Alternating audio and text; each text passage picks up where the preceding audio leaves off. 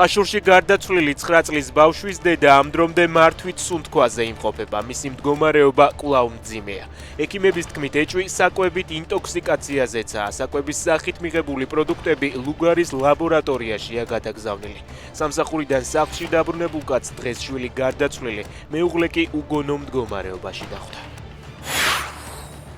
თემურ ქათამაძეს საქართველოში დარჩენაზე თბილისის სააპელაციო სასამართლომ უარი უთხრა. ბათუმის აქციების მედროშეს საქართველოს ნებაყოფლობით დასატოვებლად ვადა 11 ივნისამდე აქვს. წინააღმდეგ შემთხვევაში მას ქვეყნიდან გააძევებენ.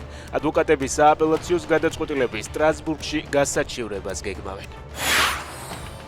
ყურადღება დრონებით თავდასხმის საფრთხე. მოსკოვში ავტობუსებზე გამაფრთხილებელი წარწერები გამოჩნდა.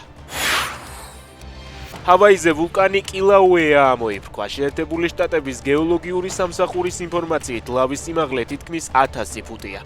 კილაუეა მსოფლიოში ერთ-ერთ ყველაზე აქტიურ ვულკანად არის ცნობილი. 23 დეკემბერს მისი გამოღვიძების შემდეგ ის პერიოდულად რამდენჯერმე ამოიფრქვა.